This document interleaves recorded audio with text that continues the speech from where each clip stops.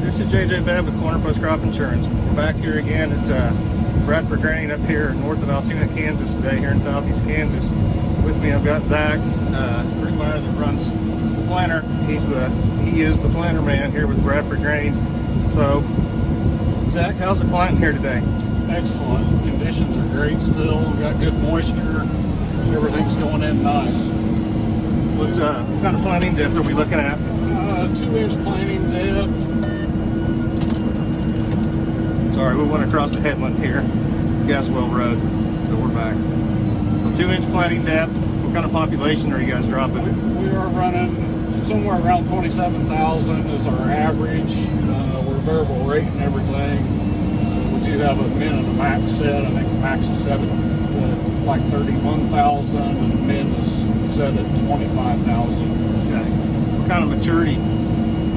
This here is 107-day golden harvest that we're planting. Okay. Is it a flex here? Yes, it is. Okay. Is that some of the drought guard as well, or is that? No, oh, it's okay. not. Okay. What's your guys' your experience been with maturity? What works best in this area for you guys? Depending on the year, but year in and year out, the 107-day is kind of the piece of cake for us. Okay. So you guys are looking at harvest in that September range? Yes. Okay. As long as we get the rain. Okay. You guys don't have a dryer, do you, for the bins? We do not. We're kind of blessed down here in southeast Kansas. Generally, we have the heat units in the fall to finish up. We don't have to dry a lot of corn like some people up north.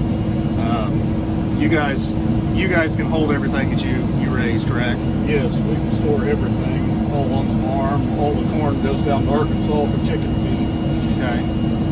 They've also got a pretty good fleet of trucks. If you ever see a Bradford Grain truck on the road between here and Decatur, Arkansas, or Springdale, Arkansas, that's their truck. How many acres of corn are you going to have this year? About 3,000. Okay. What's the thoughts on beans? How long are you going to wait before we go to the switch over? We won't typically start planting beans till June the 1st. We've always found that seems to be the week to go ahead and go. Yeah. Anything earlier than that, it just seems like you fight the dry weather. So the rain down here can be our biggest limiting factor. The guys tend to plant a late 4, early 5. Most guys are leaning towards the late 4s now, aren't they? yes, we're anywhere from a 4.5 all the way to a 5.1. Majority of those are the 4.7s. Okay. We've also got some cool gizmos and gadgets up here on the corner post here. We've got Precision. Them guys are really playing with this right now. Tell us a little about the planter build. I know you guys had a planter build a couple of years ago. What all you guys did to it? This planter here we did buy new. We stripped it completely down, all the deer components, and put all precision planting pieces on there, Delta Force, electric drive, hydraulic row cleaners, the whole 9 yards. It's the best decision we've ever made. It's simple to operate, easy to use, and just haven't had a lot of problems with it at all. What'd you guys come from before? We had deer planters before, but we had also ran some precision pieces with those as well. One planter was still original deer, but we have seen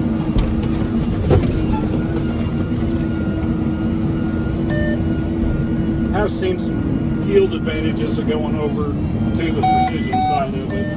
You tend to catch a lot of inaccuracies a whole lot quicker with the precision side of it because it shows up so much easier. Are you guys doing grid sampling, variable rating, Yes, and applying that towards the planting prescripts? Yes, we are. How long have you been doing that? For a long time. Firm believer? Yes. If you're not grid sampling, you're wasting your time. Yeah. And a lot of money. I know there's some guys that are still hesitant about it. It all depends on, I think, the support in the area from some people that are maybe selling it or helping, with the technology side of it. how did you guys get started, or what was the thing that made you say, aha, we need to be doing this? We started with record harvest many years ago. It was just kind of dollars and cents wise why we wanted to do it. Why waste your money putting on something that you really don't need when you could invest your money in something that the soil does need? Yeah. So you're seeing, probably kind of like some other people that are doing it, you're seeing some of the poorer ground yield up there with some of the better ground, just based on populations and nutrient requirements and things like that, I'm sure. Yes. We've also been playing with some chicken litter the last several years. We have seen a positive response to it as well. But dollars and cents wise this year, we did not apply any. We went back to all commercial fertilizer just because of costs. Not saying we won't go back to running some litter, but the dollar figures are going to have to align better before we do. Yeah.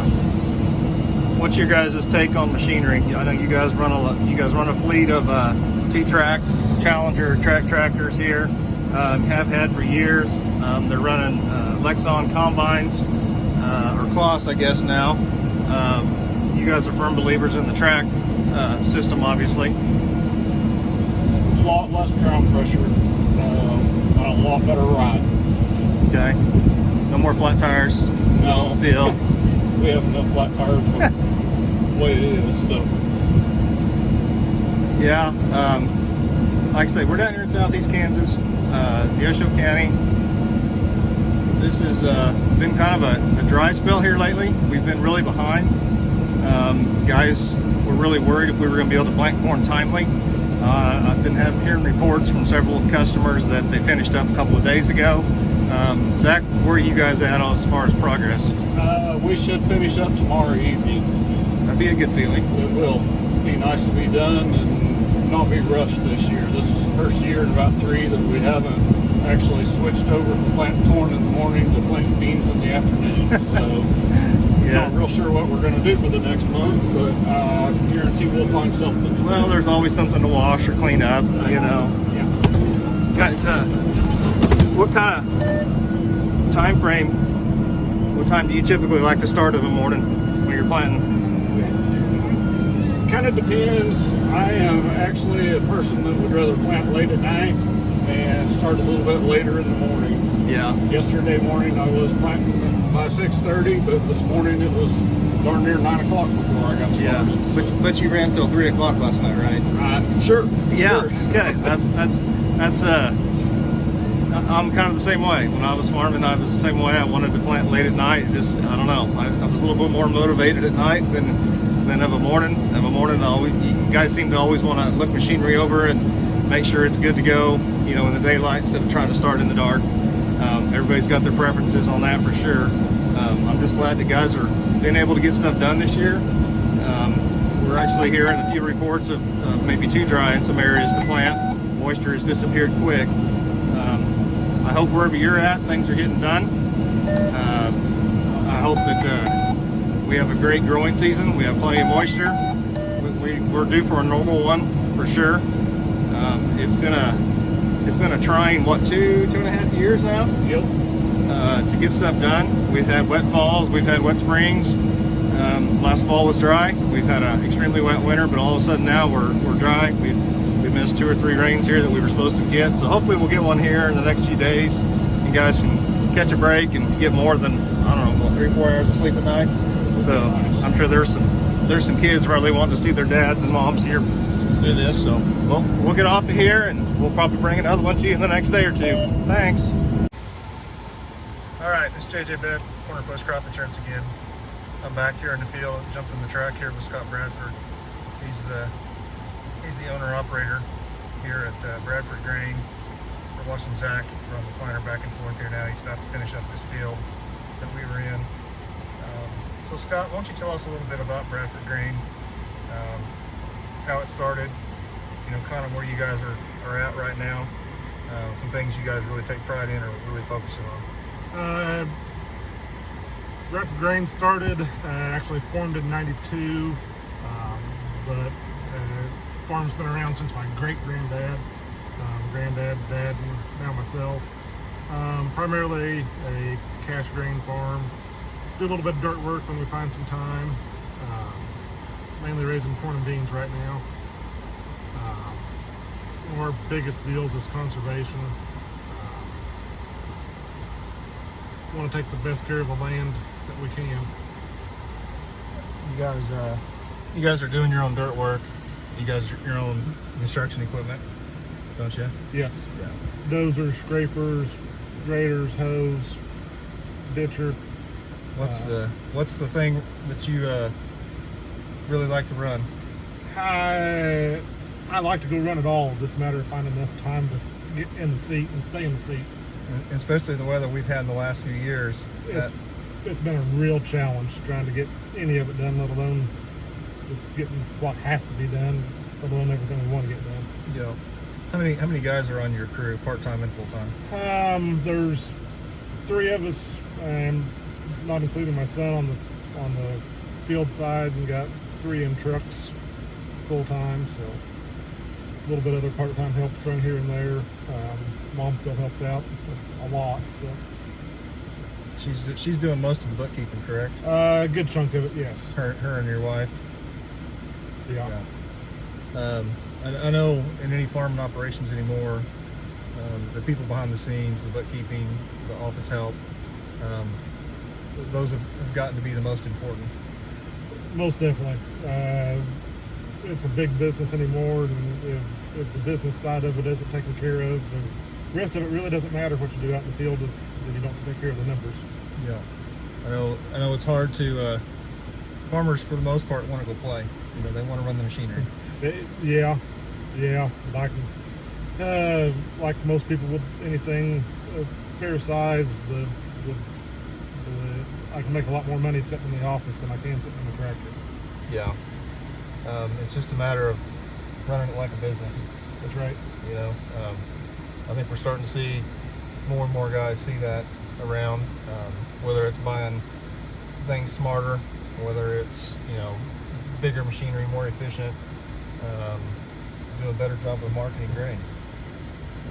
That's another area of expertise, I guess, that you kind of take on as well, don't you? Yeah, I don't know that I do it well, but I handle all the marketing and all myself. So yeah. I was talking to Zach, and he kind of mentioned that the majority of your corn goes south into Arkansas. Yes. What about soybeans? We didn't talk about soybeans. Most of them end up at the port. Occasionally we ship a few over to Deerfield over in edge Missouri, but by and large most of them go to the port anymore. Okay. You've got some guys that are trucking for you that have been with you for quite a while. You kind of see their trucks everywhere. Them guys take they treat it as their own, is what I've seen. They do. They keep trucks cleaned up. They take care of them. I can go a couple 3 weeks at times and not hear from them. You tell them what you got to haul, and they show up and do the job. Yeah. That's trucks and bins are about a necessity anymore, it seems like, on farms.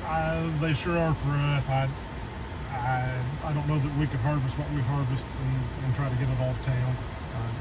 I know we'd have to at least put another truck and driver on the road at least. Yeah. What Zach's turning around the gas well out here. Down in this part of the world, we've got gas wells kind of scattered around through fields. It kind of makes it a challenge. It kind of makes the operator shine come harvest time to see how straight your rows are around some of this stuff where the guy can actually combine it. Yeah. It's definitely not western Kansas, Oklahoma out there where it's all nice wide open quarters. Yeah. What's the ground type like around here? It's pretty heavy, pretty wet black. Most of it's kind of nasty stuff, but most of ours works a little bit better on a slightly drier year than a slightly wet year. You guys are min-till, leaning towards conventional side a little bit. Yeah. There's down in this part of the world, it seems like we have a little bit of everything. We've got conventional till, min-till, strip till, no-till. There's a little bit of everything. I say everybody seems to do what they think works best for their operation, and sometimes it works, sometimes it doesn't. But Everybody's got a preference. Everybody's got a style. Whatever works for them. We talked about technology, about using precision, the 2020, and the 20-inch rows. Is that how long you guys been on the 20-inch rows? I guess we started on 20-inch rows in 2005. What's the biggest benefit for the 20-inch for you guys? Weed control. Weed control. The time that corn's knee high, it's pretty much got the ground covered. And sure, like 20-inch beans over 15, just for not planting in tracks and whatnot, I'll give up just a little bit of ground cover versus 15s on beans. But are you guys, when you're spraying, are you trying to stay on the row on the 20s, or you just cut across on an angle? Or all the beans we planted an angle so we can spray straight back and forth, and most of the corn is a one pass right behind the planter and not having to post. So okay, so you're heavy on the pre-emergence. Yeah. You guys running like a Corvus, or are you still atrazine based? We're running Acuron and spiking a little bit extra atrazine in with it now. Yeah, it's been a pretty good weed program for you guys long term. Then hasn't it has. It's treated us well. So. Yeah. And you still, if you need to, you still got the option to come back with some Roundup and do some cleanup. Yeah. Well, like I say, we just kind of wanted to talk to Scott here a little bit. He was off meeting with the accountant today. If you don't know Scott, or if you don't know his operation, get in touch with you. Scott is a wealth of information. He's fun to be on Facebook. If you're not a friend with him on Facebook, add him as a friend. He's always got some really good motivational tips that he shares. Here the last week, I've been telling he's been bored here in the tractor lately. Been a little bored. But it's all true stuff. It's all stuff we need to hear. It's all stuff that we used to hear from Dad or Grandpa as well. Scott's one of these guys I really like to be around. I learn a lot from. He's super cool, laid back, easygoing. But he's also a get her done type of guy. Their operation is kind of the epitome down here. Everybody kind of wants to know what Bradfords are doing. So I've been lucky enough to call him a friend and kind of get to know him and kind of see how they do farming, because everybody does it differently. But they've really honed in on some things that works for them. I know everybody's got a different way of doing things, but farmers for the most part are pretty adaptive. If you're not adapting, what is it? You're losing out. Yeah. Or you get left behind. So, but anyway, I just wanted to kind of highlight this and hope everything's going well for you guys. Talk to you later.